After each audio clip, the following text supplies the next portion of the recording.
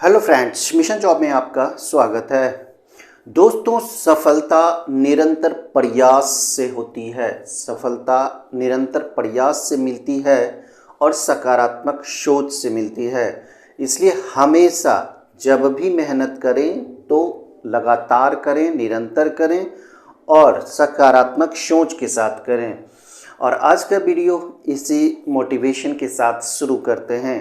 पहला प्रश्न है, विश्व मानवाधिकार दिवस। विश्व मानवाधिकार दिवस किस दिन मनाया जाता है, ये बताना है। तो विश्व मानवाधिकार की अगर हम बात करें तो यह 10 दिसंबर से मनाया जाता है। और अगर ये जाने कि कब से मनाया जाता है तो यह 1948 ईस्वी से मनाया जाता है। ठीक है, यह 1948 ईस्वी से मनाया जाता है। विश्व मानवाधिकार दिवस 10 दिसंबर 1948 ईस्वी से। अगर भारत में बात करें कि भारत में मानवाधिकार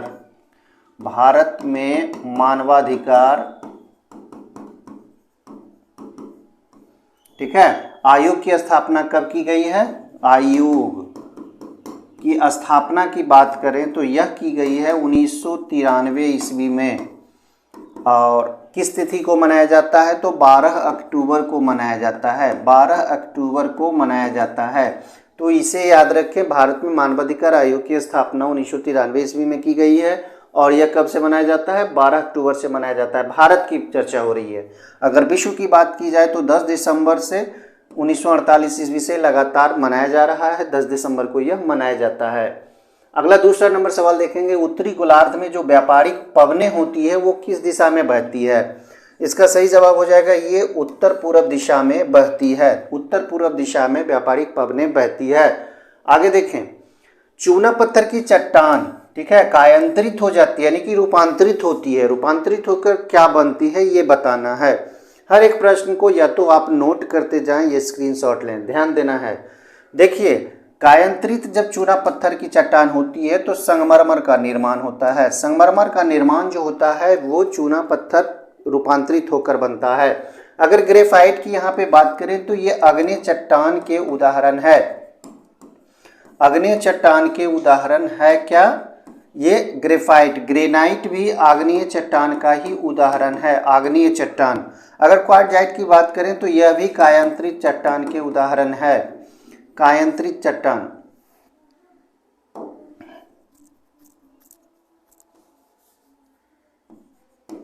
कायांतरित चट्टानों के उदाहरण है क्वार्टजाइट, ग्रेनाइट और ग्रेफाइट आग्नेय चट्टान के, जबकि संगमरमर जो है ये भी कायांतरित चट्टानें हैं जो कि चूना पत्थर से बनता है। आगे देखें, जिब्राल्टर जलडमरू मध्य किन दो देशों को अलग करता है? तो यह जलडमरू मध्य जो है मोरक्को और स्पेन को अलग करता है। एक एक प्रश्न इंपॉर्टेंट है, एक एक प्रश्न में मेहनत किया गया है और छांटा गया है आपके लिए। आगे देखें, विश्व का सबसे बड़ा एकीकृत सिंचित क्षेत्र कौन सा है? दोस्तों, यह जो सेट तैयार किया जाता है 50 प्रश्नों का सेट, इसमें सभी टॉपिक से, सभी सब्जेक्ट से प्रश्न उठाए जाते हैं। इतिहास से प्रश्न होते हैं, जियो से प्रश्न होते हैं, चाहे वो भारतीय इतिहास हो या फिर विश्व इतिहास हो। उसी तरह से जियो या तो विश्व इतिहास से भी और भारत के इतिहास से भी ये दोनों जानकारियाँ ली जाती है। ये सारे जो क्वेश्चंस होते हैं उठाए जाते हैं। अगर बात करें हिस्ट्री की तो खास करके मॉडर्न हिस्ट्री, प्राचीन इतिहास और मध्य इतिहास, तो सभी का क्वेश्चन इसमें लिया जाता है।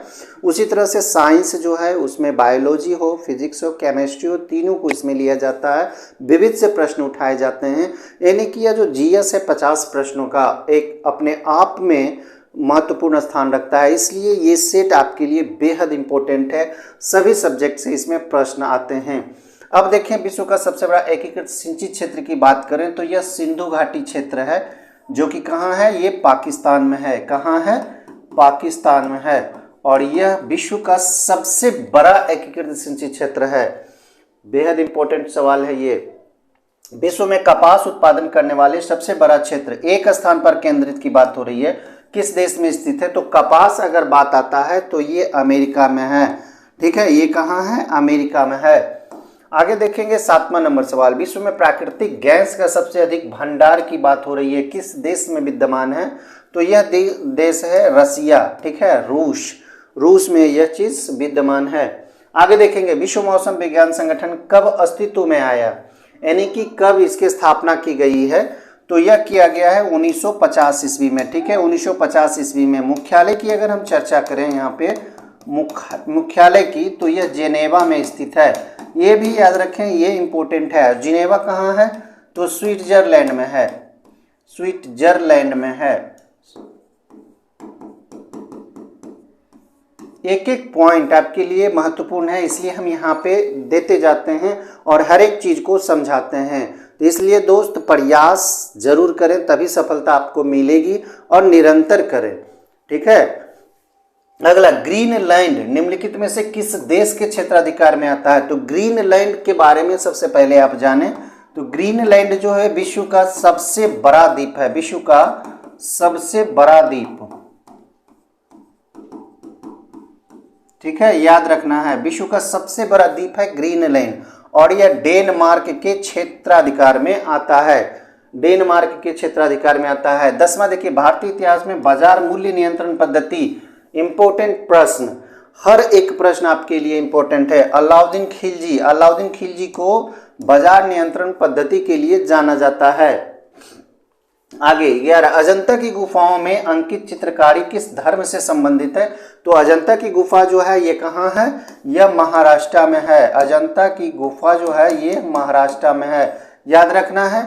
और ये संबंधित है बौद्ध धर्म से, यह संबंधित है बौद्ध धर्म से। आगे देखेंगे 12 नंबर सवाल, भारत में डाक सूचकांक प्रणाली, जिसे पिन कोड प्रणाली भी कहा जाता है, का शुभारंभ किस वर्ष हुआ था।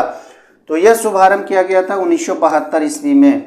डाक पिन कोड प्रणाली जो है 1972 ईस्वी में शुरू किया गया था। अगर बात कर लें तो भारत को कितने डाक क्षेत्रों में बांटा गया है, भारत को 9 डाक क्षेत्रों में बांटा गया है, डाक क्षेत्रों में बांटा गया है। ठीक है, इसे याद रखें, बांटा गया है।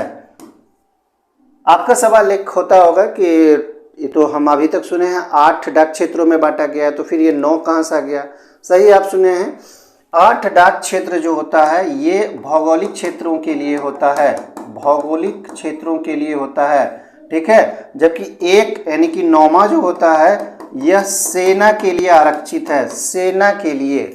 ये जो डाक क्षेत्र होता है ये 9वां जो होता है ये सेना के लिए आरक्षित होता है, तो 8 जो होता है भौगोलिक क्षेत्र के लिए होता है। तो इस चीज को आप जरूर याद रखें, पिन कोड प्रणाली। अगर एक चीज और यहाँ पे रखें कि डाक विभाग की स्थापना कब की गई है, तो डाक विभाग की स्थापना सबसे पहले 1854 ईस्वी में की गई है। 1854 ईस्वी में किसके शासनकाल में, डलहौजी के शासनकाल में, डलहौजी, याद रखना है, डलहौजी के शासनकाल में 1854 ईस्वी में डाक विभाग की स्थापना की गई है। अगर एक और बात यहाँ पे जोड़ लें कि सबसे पहले, ठीक है, पोस्ट ऑफिस या डाकघर कह सकते हैं, पोस्ट ऑफिस की स्थापना की अगर चर्चा करें या पूछ दे, तो सबसे पहला जो पोस्ट ऑफिस स्थापित किया गया था 1774 ईस्वी में, कहाँ स्थापित किया गया था, तो ये कलकत्ता में स्थापित किया गया था। ठीक है, हर एक पॉइंट आपके लिए इंपॉर्टेंट है। आगे देखेंगे 13, निम्नलिखित में कौन सा अभ्यारण्य जंगली हाथियों के लिए प्रसिद्ध है। तो जंगली हाथियों के लिए प्रसिद्ध जो है ये 4 में से ये पेरियार वन्यजीव अभ्यारण्य है, पेरियार वन्यजीव अभ्यारण्य। और पेरियार वन्यजीव अभ्यारण्य कहाँ है, यह केरल में है, केरल में स्थित है। अगर नागरहोल वन्यजीव अभ्यारण्य की चर्चा करें तो यह कर्नाटक में स्थित है, कर्नाटक में। अगर मानस वन्यजीव अभ्यारण्य की चर्चा करें तो यह असम में स्थित है। आगे देखें, सिंधु घाटी सभ्यता का एक विशाल स्नान घर किस स्थान पर मिला है, विशाल स्नान घर किस स्थान पर मिला है, तो यह मिला है मोहनजोदड़ो, मोहनजोदड़ो। ये सिंधु घाटी सभ्यता का विशाल स्नानागार यहाँ से प्राप्त हुआ है, और यह कहाँ है, सिंधु नदी के किनारे। मोहनजोदड़ो कहाँ है, इसे याद रखें, मोहनजोदड़ो सिंधु नदी के किनारे है। कहाँ स्थित है, पाकिस्तान में स्थित है, पाकिस्तान में स्थित है। ये भारत में हुआ करता था और डिवाइड होने के बाद जब पाकिस्तान गया तो सिंधु नदी के किनारे जो मोहनजोदड़ो है वो भी पाकिस्तान में चला गया। हड़प्पा नगर जो है वो बहुत बड़ा नगर है सिंधु घाटी सभ्यता में, और यह भी सिंधु नदी के किनारे ही पाकिस्तान में स्थित है। कालीबंगा की बात करें तो कालीबंगा से क्या प्राप्त हुआ है, क्यों जाना जाता है कालीबंगा को, तो यहां से जो प्राप्त हुआ है ये काली चूड़ी, याद रखें काली चूड़ी और जूता हुआ खेत, जूता हुआ खेत प्राप्त हुआ है। कहाँ है कालीबंगा, राजस्थान में है। राजस्थान कहाँ है, भारत में है। उसी तरह से लोथल की बात करें तो यह बड़ा बंदरगाह के रूप में यह प्राप्त हुआ है, मिला है, इसकी खोज की गई है। बंदरगाह के रूप में इसे यूज किया जाता था। लोथल कहाँ है, भोगवा नदी के किनारे, भोगवा नदी के किनारे, और यह कहाँ स्थित है, गुजरात में स्थित है, ये भी याद रखना है। तो लोथल गुजरात में है, कालीबंगा राजस्थान में है, मोहनजोदड़ो पाकिस्तान में, हड़प्पा भी पाकिस्तान में है। हर एक पॉइंट आपके लिए बेहद इंपॉर्टेंट है। अगर आप तैयारी करते हैं, चाहे वो बिहार पुलिस की या फिर बिहार दरोगा का तैयारी करते हैं, 69वीं बीपीएससी की तैयारी करते हैं, या फिर आप शिक्षक की तैयारी करते हैं, सभी के लिए यह जो 50 प्रश्नों का सेट है बेहद इंपॉर्टेंट है। दोस्तों अगर आपने सब्सक्राइब नहीं किया तो चैनल को सब्सक्राइब करके और नोटिफिकेशन को ऑन कर ले, ताकि सभी जितने भी ये सेट चल रहे हैं, रोजाना ये सेट सामने आ जाते हैं और यह आपके लिए बेहद इंपॉर्टेंट होगा और रोजाना आएगा, तो जरूर इतना करें, नोटिफिकेशन ऑन कर लें। भारत में हरित क्रांति का जन्मदाता किसे कहा जाता है? दोस्तों यहाँ पे क्वेश्चन देखें, भारत में हरित क्रांति का जनक किसे कहा जाता है, या कह सकते हैं कि जन्मदाता किसे कहा जाता है? तो नाम यहाँ पे दिया हुआ है ए.के. स्वामीनाथन। ए.के. स्वामीनाथन भारत में हरित क्रांति का जन्मदाता इन्हें माना जाता है। और हरित क्रांति जो भारत में किया गया था, यह कब किया गया था? 1966 से 67, 1966-67 ईस्वी में किया गया था। और उस समय जब यह हरित क्रांति हुआ था तो सबसे ज्यादा फायदा अगर किसी फसल में हुआ था तो वो फसल कौन था? फसल था गेहूं। कौन फसल था? गेहूं। याद रखना है, सबसे ज्यादा फसल गेहूं पर इसका असर पड़ा था। अगर विश्व में हरित क्रांति की बात करें तो डॉक्टर नॉर्मन बारलोग को कहा जाता है, डॉक्टर नॉर्मन बारलोग को माना जाता है विश्व में हरित क्रांति का, विश्व में हरित क्रांति का जनक। 1960 ईस्वी के आसपास इसने शुरू किया था। ठीक है, अगला देखेंगे 16 नंबर सवाल। 16 कहता है 1984 में हुई भोपाल गैस त्रासदी किस गैस के रिसाव के कारण हुआ था? तो यह रात में मिथाइल आइसोसाइनेट के कारण हुआ था। यही गैस 1984 ईस्वी में, 1984 ईस्वी में, ठीक है, याद रखना है। आगे देखेंगे भारत में पंचायत का सदस्य बनने के लिए न्यूनतम आयु पूछ रहा है, तो मिनिमम कम से कम 21 वर्ष होना चाहिए, तभी आप पंचायत का सदस्य बन सकते हैं। आगे देखेंगे 18, किस वायसराय ने विलय की नीति को लागू किया था? विलय की नीति को लागू करने वाला लॉर्ड डलहौजी था। और लॉर्ड डलहौजी का शासनकाल की अगर बात करें तो 1848 ईस्वी से 1856 ईस्वी तक था। ठीक है, लॉर्ड डलहौजी। अगर लॉर्ड माउंटबेटन की बात करें तो यह आज़ादी के समय गवर्नर जनरल था, वायसराय कह सकते हैं। लॉर्ड रिपन की बात करें तो यह 1880 से 1884 तक इसका शासनकाल रहा है वायसराय के रूप में। लॉर्ड कैनिंग की अगर बात करें तो यह भारत का पहला वायसराय था। ठीक है, भारत का पहला वायसराय था। इसे याद कर लें, इसे नोट कर लें। भारत का पहला वायसराय की अगर बात करें तो लॉर्ड कैनिंग था। और भारत का अंतिम गवर्नर जनरल भी कह सकते हैं, भारत का अंतिम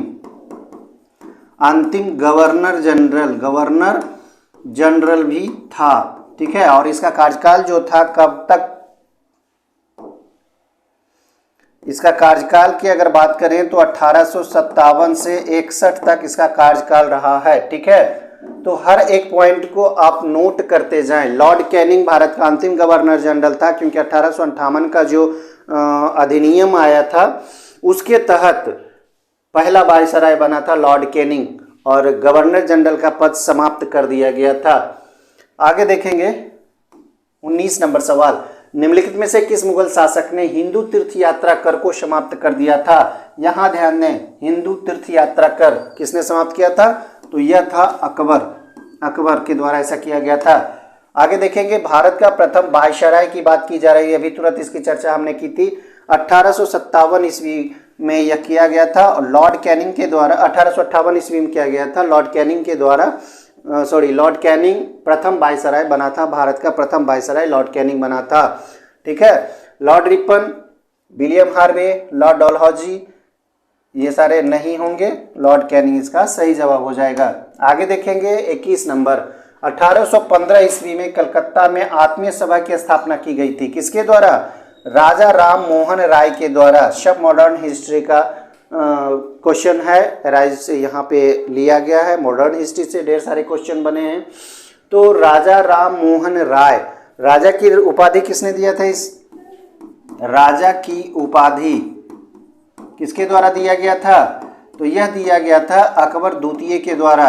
ये भी याद रखें, अकबर द्वितीय के द्वारा राजा की उपाधि दिया गया था राम मोहन राय को। 1815 ईस्वी में आत्मीय सभा की स्थापना राजा राम मोहन राय के द्वारा किया गया था। जितने भी गवर्नर जनरल हैं, वायसराय हैं, बंगाल के गवर्नर जनरल हैं, सभी का कार्यकाल और उसका जो कार्य किया हुआ महत्वपूर्ण जो कह सकते हैं पॉइंट है, उसे जरूर नोट करें, उसे याद रखें। जवाहरलाल नेहरू के नेतृत्व में भारत में अंतरिम सरकार का गठन कब हुआ था? भारत में अंतरिम सरकार का गठन जवाहरलाल नेहरू के नेतृत्व में, तो याद रखना है ये सितंबर 1946 में किया गया था। सितंबर 1946 ईस्वी में किया गया था। प्रधानमंत्री कौन बने थे? प्रधानमंत्री की बात करें तो यह जवाहरलाल नेहरू बने थे। अगर गृह मंत्री की बात करें तो गृह मंत्री कौन बने थे? उस समय अंतरिम सरकार में गृह मंत्री थे वल्लभ भाई पटेल, वल्लभ भाई पटेल। ठीक है, अगर रक्षा मंत्री की बात करें, ये कुछ पॉइंट आप जरूर याद रखें। रक्षा मंत्री की अगर हम बात करें तो कौन बने थे? बलदेव सिंह बने थे, बलदेव सिंह। ठीक है, अगर बात कर लें उसमें गृह मंत्री हो गया, रक्षा मंत्री हो गया। अगर रेल मंत्री की बात करें, रेल मंत्री, तो ये आसफ अली को बनाया गया था। ठीक है, आसफ अली को बनाया गया था। अगर इसमें खाद्य एवं कृषि एवं खाद्य मंत्री की बात करें, कृषि एवं खाद्य,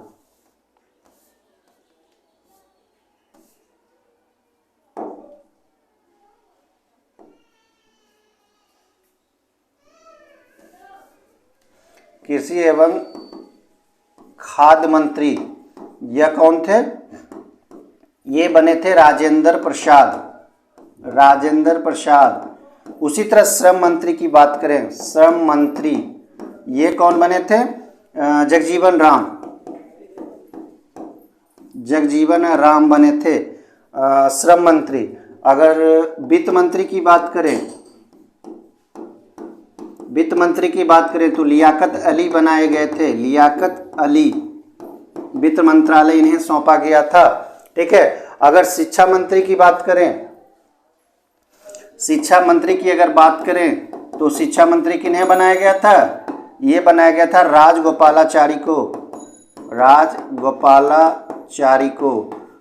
तो हर एक पॉइंट को याद रखें। जो अंतरिम सरकार का गठन किया गया था सितंबर 1946 में, प्रधानमंत्री बना था जवाहरलाल नेहरू, गृह मंत्री वल्लभ भाई पटेल, रक्षा मंत्री बलदेव सिंह, रेल मंत्री आसिफ अली, कृषि एवं खाद्य मंत्री राजेंद्र प्रसाद, श्रम मंत्री जगजीवन राम, वित्त मंत्री लियाकत अली, शिक्षा मंत्री राजगोपालाचारी। तो इस तरह से अंतरिम सरकार जब गठन किया गया था तो ये मंत्रालय बना था। आगे देखेंगे 23 नंबर, गौतम बुद्ध जब देह त्याग किए थे तो इस घटना को बौद्ध धर्म में क्या कहा जाता है? इस चीज को बताना है तो यह महापरिनिर्वाण के नाम से जाना जाता है। और जब वो घर का त्याग किए थे तो इसको महाविनिष्क्रमण कहा जाता है, तो इसे भी याद रखें। आगे देखिए 24 नंबर, सलारजंग म्यूजियम किस शहर में स्थित है? सलारजंग म्यूजियम, तो सलारजंग म्यूजियम कहाँ स्थित है? ये है हैदराबाद में। सलारजंग म्यूजियम कहाँ है? हैदराबाद में है। 25 नंबर सवाल, आगा खां का जो संबंध है, इंपॉर्टेंट सवाल। देखिए प्रश्न ये हमेशा आते हैं, 50 प्रश्न जो हैं ये किसी न किसी परीक्षाओं में पूछे जाते हैं और हमेशा पूछे जाने की इसमें प्रवृत्ति रही है। क्वेश्चन यहाँ पे देखें, आगा खां का कप, ये जो आगा खां कप का संबंध है ये हॉकी से है और यह कब से शुरुआत किया गया है? 1926 ईस्वी से। इसे भी याद रखें, 1926 ईस्वी से आगा खां के स्मृति में आगा खां कप का आयोजन किया जा रहा है। हॉकी से संबंधित यह कप है। आगे देखें 26, मैग्सेसे पुरस्कार पाने वाले पहले भारतीय कौन थे? मैग्सेसे पुरस्कार पाने वाले पहले भारतीय जो थे वो विनोबा भावे थे। कौन थे? विनोबा भावे। मैग्सेसे पुरस्कार को रमन मैग्सेसे पुरस्कार की अगर हम बात करें, मैग्सेसे, ठीक है, मैग्सेसे पुरस्कार की अगर हम बात करें तो यह शुरुआत कब की गई थी? यह 1957 ईस्वी में इसकी शुरुआत की गई थी। किसकी याद में की गई थी? ठीक है, याद किसकी थी? तो रमन मैग्सेसे, ठीक है। ये क्या थे? ये पूर्व राष्ट्रपति थे। इसे याद रखें। कहाँ के थे? फिलीपींस के थे। ये कहाँ के राष्ट्रपति थे?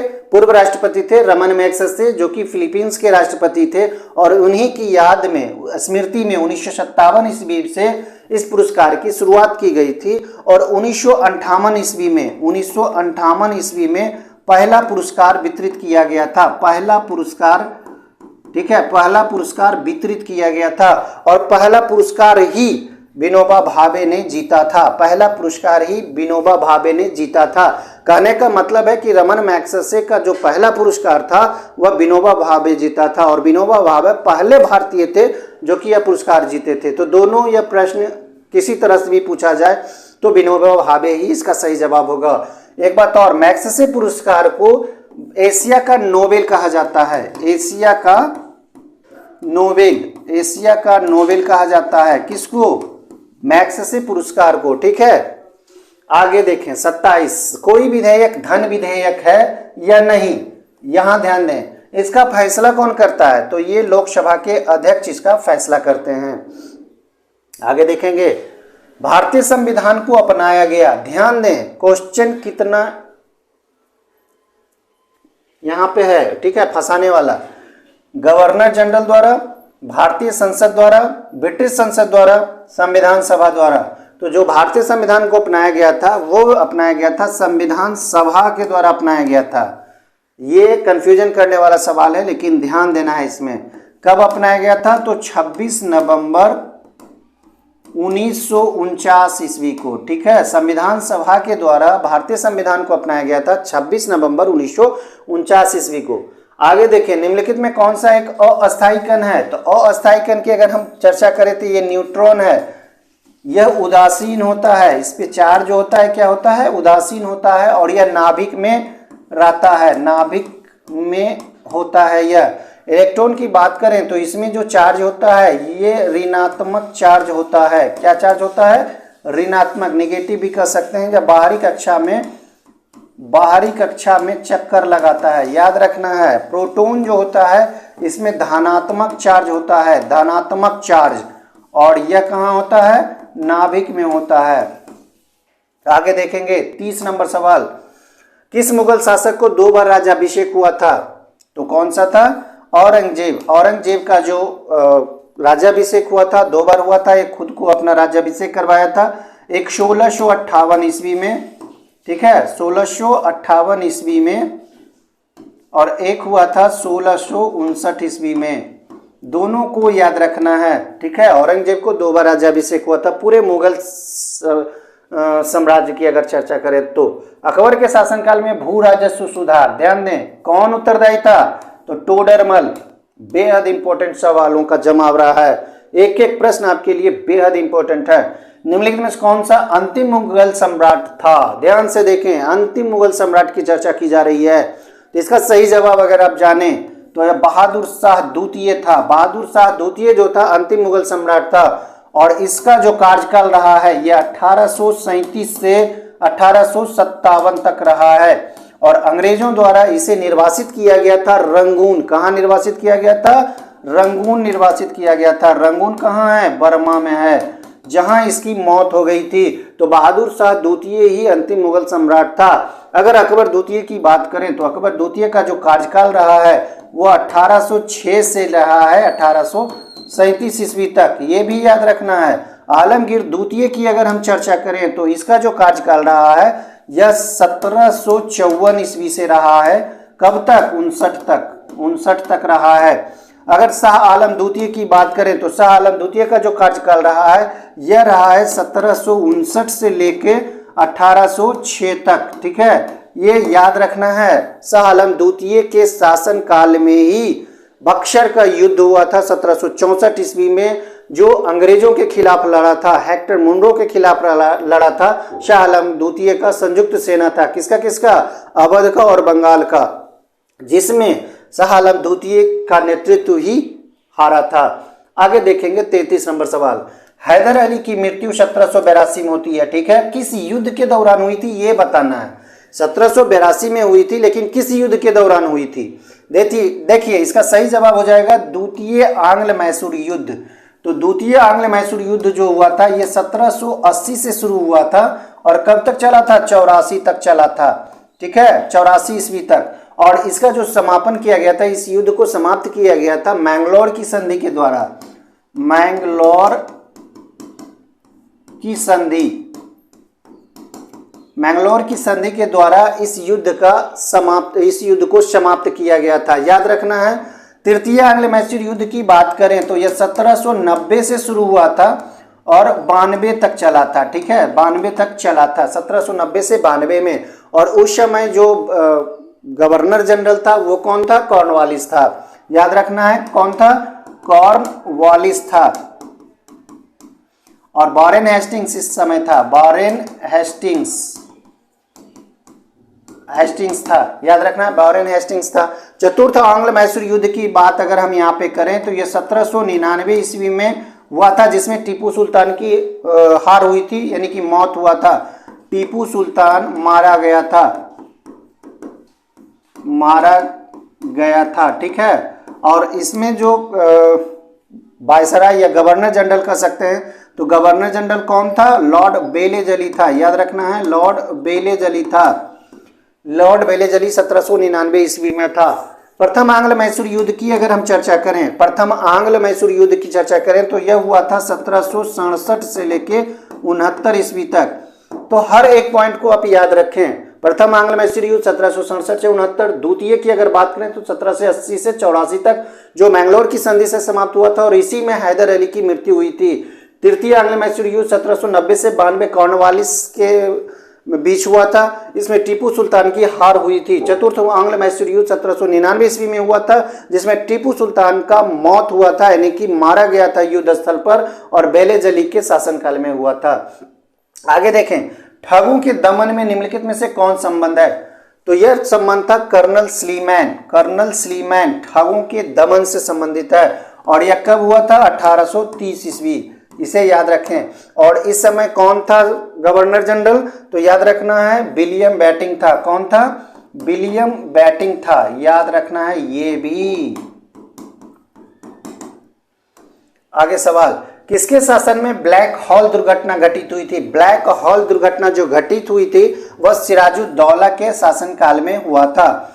ब्लैक हॉल की जो घटना घटी थी वह 20 जून को घटा था। यह 20 जून को घटा था 1756 ईस्वी में। याद रखना है, 1756 ईस्वी में 20 जून के दिन यह ब्लैक हॉल की दुर्घटना घटी थी। इसमें 146 युद्धबंदियों को, अंग्रेज युद्धबंदियों को, 146 अंग्रेज था सभी, जिसमें कहा गया है कि बच्चे भी थे, बूढ़े भी थे, औरतें भी थी। 146 अंग्रेज युद्धबंदी थे। याद रखना है। और 146 अंग्रेज ये युद्धबंदी जो हैं, इनको क्या किया गया था? एक 14x18 के कमरे में, ठीक है, बंद कर दिया गया था। और जब अगले सुबह 21 जून को 1756 को जब इसे खोला गया था तो मात्र 23 ही जीवित बचे थे। कितना बचे थे? 23 ही जीवित बचे थे, बाकी मारे गए थे। आगे देखेंगे, किस अधिनियम के तहत वॉरेन हेस्टिंग्स बंगाल के प्रथम गवर्नर जनरल बने थे? बंगाल के प्रथम गवर्नर जनरल की यहाँ चर्चा हो रही है। तो यह 1773 का रेगुलेटिंग एक्ट था, जिसके तहत बंगाल का प्रथम गवर्नर जनरल वॉरेन हेस्टिंग्स बनाए गए थे। अगर भारत का प्रथम गवर्नर जनरल की बात करें तो 1833 का जो चार्टर एक्ट आया था, इसी के तहत प्रथम भारतीय गवर्नर जनरल कौन बने थे? विलियम बेटिंग बने थे। याद रखना है, विलियम बेटिंग बने थे, ठीक है। भारत का प्रथम गवर्नर जनरल और बंगाल का अंतिम गवर्नर जनरल विलियम बेटिंग ही था। आगे देखेंगे, 37 किसके समय में कलकत्ता में प्रथम न्यायालय की स्थापना की गई थी? अभी इसकी चर्चा हो गई। वारेन हेस्टिंग के समय, वारेन हेस्टिंग के शासनकाल में कह सकते हैं 1774 ईस्वी में उच्चतम न्यायालय की स्थापना की गई थी। न्यायालय की स्थापना कहाँ की गई थी? कोलकाता में की गई थी। कोलकाता, याद रखना है, कोलकाता में की गई थी 1774 ईस्वी में प्रथम न्यायालय की। और इसका जो न्यायाधीश था कौन था? एलिजा एम्पे था। एलिजा इम्पे था। देखिए ये सारा इंपॉर्टेंट है, इसलिए हम यहाँ पे बता देते हैं आपके लिए। हर प्रश्न, एक प्रश्न के चलते 3, 4, 5 प्रश्न यहाँ पे बता दिया जाता है। चर्म रोग के उपचार में प्रयोग किया जाने वाला रेडियो आइसोटोप की चर्चा की गई है। तो यह है रेडियो फास्फोरस। रेडियो फास्फोरस जो है यह चर्म रोग के उपचार के लिए प्रयोग किया जाता है। जबकि अगर कैंसर की बात करें तो रेडियो कोबाल्ट का प्रयोग किया जाता है। यह कैंसर में प्रयुक्त होता है। ठीक है, आगे 39 मानव रेटिना पर जो प्रतिबिंब बनता है वह कैसा होता है? मानव नेत्र पर जो प्रतिबिंब बनता है, रेटिना पर जो प्रतिबिंब बनता है, यह वास्तविक होता है लेकिन उल्टा होता है। आगे देखें 40 नंबर, पानी के अंदर ध्वनि सुनने का यंत्र। पानी के अंदर भी आप ध्वनि सुन सकते हैं। किसके जरिए? हाइड्रोफोन के जरिए। किसके जरिए? हाइड्रोफोन के जरिए। ऑडियोफोन, यह इससे क्या होता है? ध्वनि को सुन सकते हैं कहीं भी। हाइड्रोमीटर यह घनत्व को मापता है। घनत्व को मापता है हाइड्रोमीटर। ऑडियोमीटर क्या करता है? यह ध्वनि को मापता है। यह ध्वनि को मापता है, इससे हम ध्वनि सुन सकते हैं। ध्वनि सुन सकते हैं। तो हर एक चीज आपके लिए इंपॉर्टेंट है। प्रकाश वर्ष इकाई है। प्रकाश वर्ष किसकी इकाई है? तो प्रकाश वर्ष जो है यह दूरी की इकाई है। दूरी की इकाई प्रकाश वर्ष होती है। द्रव्यमान की अगर बात करें केजी है। समय की अगर बात करें तो सेकेंड है। 42 कौन सी धातु जल के साथ अभिक्रिया करती है? तो ये 4 धातु में से जल के साथ जो अभिक्रिया करती है यह बी हो जाएगा, पोटेशियम। आगे देखें 43 कृत्रिम वर्षा या मेघ बीजन के लिए प्राय प्रयोग किया जाने वाला जो रासायनिक द्रव है उसके बारे में बताना है। सूखी बर्फ, सोडियम क्लोराइड, सिल्वर आयोडाइड उपयुक्त सभी। सूखी बर्फ CO2 जिसको हम लोग बोलते हैं, शुष्क बर्फ इसे भी बोला जाता है। Sodium chloride NaCl, silver iodide ये भी उपयुक्त सभी, यानी कि इसका सही जवाब हो जाएगा उपयुक्त सभी। आगे देखें तारपीन का तेल किससे प्राप्त होता है? तारपीन का तेल जो प्राप्त होता है ये चीड़ के पेड़ से प्राप्त किया जाता है। तारपीन का तेल कहां से प्राप्त किया जाता है? चीड़ के पेड़ से। शरीर में ऊतकों का निर्माण किससे होता है? शरीर में ऊतकों का निर्माण तो यह किया जाता है प्रोटीन से। ऊतकों का निर्माण, टिश्यू जिसको हम लोग कहते हैं, कोशिका का समूह। टिश्यू किसे कहते हैं? ऊतक किसे कहते हैं? याद रखना है। ऊतक की अगर चर्चा करें तो यह कोशिका का समूह होता है। कोशिका का समूह होता है। ठीक है, जिसे अंग्रेजी में टिश्यू कहते हैं। ठीक है, ऊतक, टिश्यू, कोशिका का समूह। देखिए EEG से जिस अंग की कार्य प्रणाली प्रकट होती है वह है EEG किसके लिए प्रयुक्त होता है? मस्तिष्क के लिए। इसका मतलब क्या होता है? इलेक्ट्रोएंसियोग्राम कहलाता है ये, फॉलोग्राम। मानव शरीर में संक्रमण को रोकने में मदद करता है। कौन मदद करता है? तो यह मदद करता है विटामिन ए। 47 का सही जवाब ए हो जाएगा। विटामिन ए जो होता है मानव शरीर में कोई भी संक्रमण को रोकता है यह।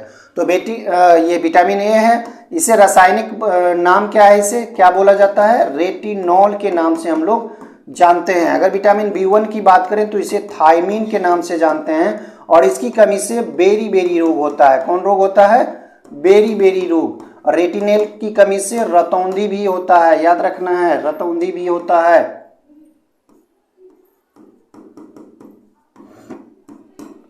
विटामिन सी की अगर चर्चा करें तो इसका नाम है एस्कॉर्बिक एसिड। एस्कॉर्बिक एसिड, इसे क्या कहा जाता है? Ascorbic acid. और इसकी कमी से कौन सा रोग होता है? स्कर्बी होता है। स्कर्बी डिजीज होता है। विटामिन डी को कॉल्सीफेरोल कहा जाता है। कॉल्सीफेरोल कहा जाता है विटामिन डी को। और इसकी कमी से कौन सा बीमार होता है? रिकेट्स बीमारी होती है। याद रखना है। एक चीज और यहाँ पे याद कर लें तो विटामिन जो होता है बी और सी यह क्या होता है? जल में घुलनशील होता है, जल में घुलनशील। बेहद इंपॉर्टेंट सवाल है ये, देखिए जल में घुलनशील होता है बी और सी। और बाकी जो विटामिन होता है वो कहाँ घुलनशील होता है? वसा में, वसा में घुलनशील होता है। ठीक है, यह याद रखना है।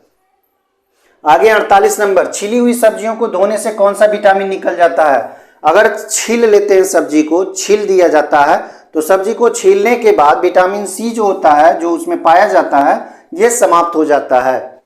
आज का 49 नंबर सवाल देख लें। आज का 49 नंबर सवाल देखिए। सर्वप्रथम रक्त परिसंचरण तंत्र का अध्ययन किसने किया था? रक्त परिसंचरण तंत्र की यहाँ पे बात हो रही है, तो यह विलियम हार्वे के द्वारा किया गया था। विलियम हार्वे के द्वारा, किसके द्वारा किया गया था? विलियम हार्वे के द्वारा। इसका नाम पूरा है विलियम हार्वे। और यह कब किया गया था? 1628 ईस्वी में किया गया था, 1628 ईस्वी में। ब्राउन की बात करें तो इसे रॉबर्ट ब्राउन के नाम से जाना जाता है, जो कि केंद्रक का खोज किया था। किस चीज का खोज किया था? केंद्रक का। केंद्रक कहाँ पाया जाता है? कोशिका में पाया जाता है। केंद्रक कहाँ पाया जाता है? कोशिका में पाया जाता है। लैंडस्टीनर की बात करें तो इसे कार्ल लैंडस्टीनर कहा जाता है, कार्ल लैंडस्टीनर कहा जाता है। और ब्लड ग्रुप जिसको रक्त समूह भी कहते हैं, इसका खोज किया था। साथ ही यह खोज किया था कौन चीज का? इसे वर्गीकरण भी किया था। ए बी ओ में वर्गीकृत कौन किया था? कार्ल लैंडस्टीनर ने किया था। रक्त समूह यानी कि ब्लड ग्रुप में वर्गीकरण जो किया था, ये कार्ल लैंडस्टीनर के द्वारा किया गया था। आगे आज का अंतिम सवाल है 50 नंबर। टाइफाइड से शरीर का कौन सा अंग प्रभावित होता है? तो विटामिन से संबंधित होने वाले रोग, विटामिन से होने वाले रोग, विषाणु से होने वाले रोग, प्रोटोजोआ से, कवक से, इस सारी चीज़ों से जो रोग होता है उसे याद रखें।